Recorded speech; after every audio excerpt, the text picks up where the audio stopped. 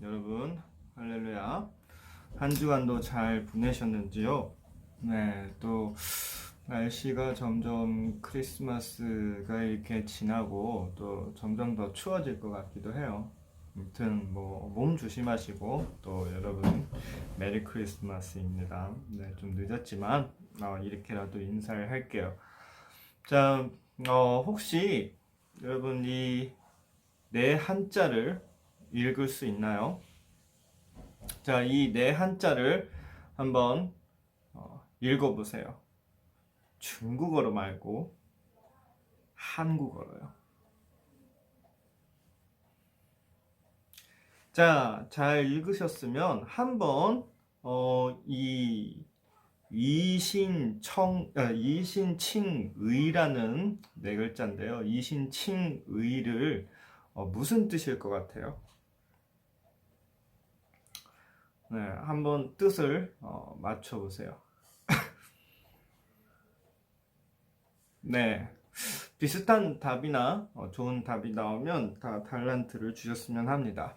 자, 이 네 글자는 이는 로 때문이라는 뜻이고요. 신은 믿는다라는 뜻이고 칭은 뭘까요? 일컫다, 부르다라는 뜻이지요. 마지막으로 의는 의롭다라는 뜻이에요. 종합해 보면 믿음으로 의롭다고 일컬음을 받는다라는 뜻이지요. 왜 여러분한테 이 어려운 한자 풀이를 들려주었을까요? 왜 들려주었을까요? 네, 반드시 뭐랑 네, 연관이 있죠. 네, 제일 맞는 답을 한 친구들에게 또 달란트를 주세요. 그건 바로 오늘 우리가 읽는 로마서를 한마디로 줄이면 이신칭의가 되기 때문이에요. 바울은 로마 교회 성도들에게 왜 이것을 가르쳤을까요? 이유가 있어요. 우선 로마 교회는 바울이 세운 교회는 아니었어요. 로마에 살고 있던 그리스도인들이 모여서 세운 교회였지요. 이들의 믿음은 여러 도시에 소문날 정도였어요. 8절을 보면 그렇게 나와 있죠. 그러나 이 교회에도 어려움이 있었어요. 바로 사도들의 가르침을 받지 못했기 때문에 복음에 대해서 정확히 알지 못한다는 것이 있어요. 그래서 유대인, 그리스도인들, 헬라인, 그 그리스도인들에게 예수님을 믿긴 해도 반드시 율법을 지켜야 구원을 받을 수 있다라고 주장을 했습니다. 여러분의 생각은 어떤가요? 예수님을 믿어도 구약 성경에 나오는 율법을 모두 지켜야만 구원을 받을 수 있을까요? 당연히 아니죠. 이 소식을 들은 바울은 안타까운 마음에 믿음 안에서 교제하던 로마 교회 성도들에게 편지를 썼어요. 그 편지가 오늘 우리가 읽는 로마서예요. 바울은 로마 교회 성도들의 믿음을 칭찬하며 할 수 있는 대로 로마로 가서 복음을 전해주겠다고 약속했어요. 15절에 이렇게 기록이 돼 있어요. 그리고 로마 교회에 생긴 어려움만 보고 있을 수 없기에 복음이 무엇인지 천천히 설명해 주었어요. 바울의 설명을 함께 들어볼까요? 16절에 내가 복음을 부끄러워하지 않으니 이 복음은 모든 믿는 자에게 구원을 주시는 하나님의 능력이 됨이라. 바울은 복음을 구원을 주시는 하나님의 능력이라고 정리했어요. 사실 우리는 구원을 받을 수 없는 존재예요. 왜냐하면 태어나서부터 죄인이기 때문이에요. 아담과 하와 이후에는 모든 사람들이 죄인이 되었어요. 누구도 죄인인 우리를 구원할 수 없어요. 그러나 하나님의 능력이 어떤 사람에게 구원을 줄 수 있을까요? 그건 어떤 사람이지요?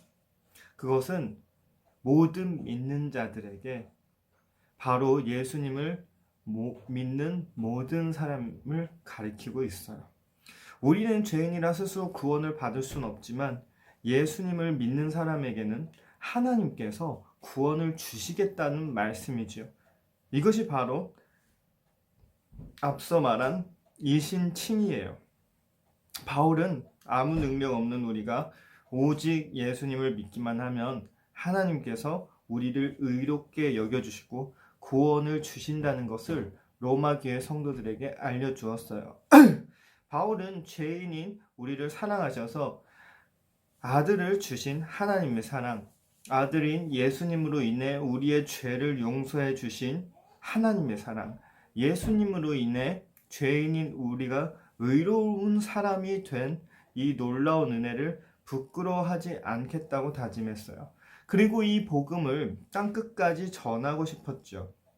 당시 사람들은 유럽의 끝인 서바나, 즉 스페인이 땅끝이라고 생각했어요. 그래서 바울은 세계 중심이었던 로마를 지나서 서바나에 복음을 전하러 갈 계획까지 하고 있었답니다. 바울은 이 일로 로마 교회가 함께 동참하기를 바라는 마음에 편지에 담기도 했어요. 자, 사랑하는 여러분, 하나님께서는요, 여러분이나 이 자리에 있는 선생님이나 설교하는 저도 모두 의로운 사람이라고 여겨 주었어요. 우리가 무언가 특별히 잘해서일까요? 우리가 뭔가 특별한 존재이서일까요? 아니에요. 오직 예수님을 믿는 믿음이 있기 때문이에요.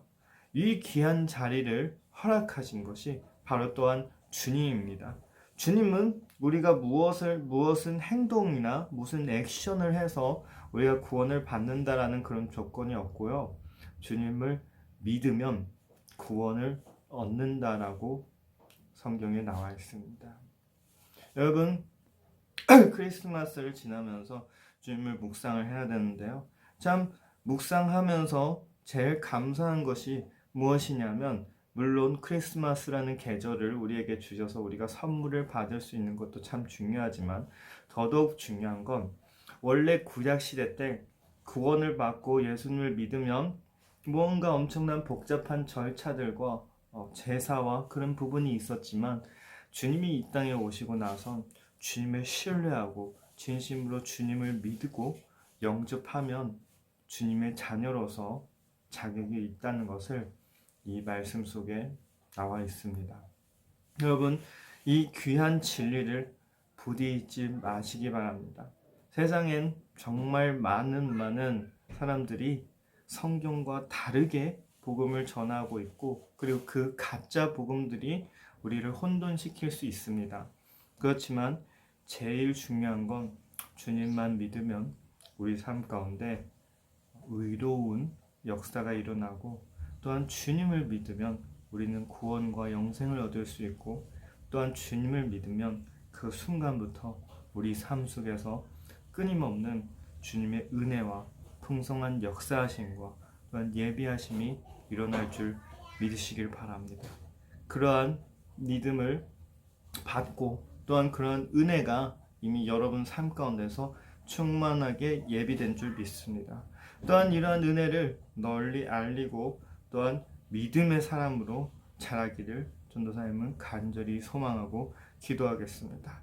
세상을 바꾸는 방법은 때로 많이 있지만 제일 큰 방법은 나로부터 주님을 잘 믿고, 나로부터 내 삶의 문제와 내 삶의 잘못을 뉘우치고 바꾸고, 또한 말씀대로 한 걸음 한 걸음 더 나갈 수 있는 것이 그 삶을 아름답게 만들고 내 주변의 모든 사람들에게 또한 다른 나를 보여주며 그 다른 하나님의 은혜가 임하실 줄 믿으시길 바랍니다. 정말 또 연말이 일주일밖에 안 남았는데요. 참 이 2주간 동안 주님을 많이 묵상하길 바라요. 또한 이러한 믿음의 말씀들을 잘 기억하고 여러분 생에 좋을 때까지 주님은 여러분과 동행하실 줄 믿고, 또한 여러분 삶 가운데서 차고 넘치는 은혜가 있을 줄 믿으시길 바랍니다. 그럼 오늘 말씀은 여기까지 하고 기도하겠습니다. 하나님 감사합니다.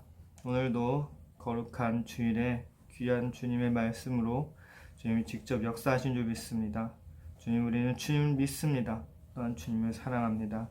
주님, 그러한 우리에게 주님 믿음을 허락하여 주시고 지혜를 허락하여 주시고, 또한 우리가 열심히 신앙생활하는 가운데 우리의 삶을 책임져 주시며 우리의 삶 가운데 필요한 이상으로 채워주실 줄 믿습니다. 주님, 우리 선생님들, 우리 교우들, 또한 우리 아이들 삶 가운데 늘 차고 넘치는 은혜가 임하여 주시옵소서. 늘 삶 가운데 부족함 없이 풍족할 수 있는 은혜를 이미 허락해 주신 줄 믿습니다.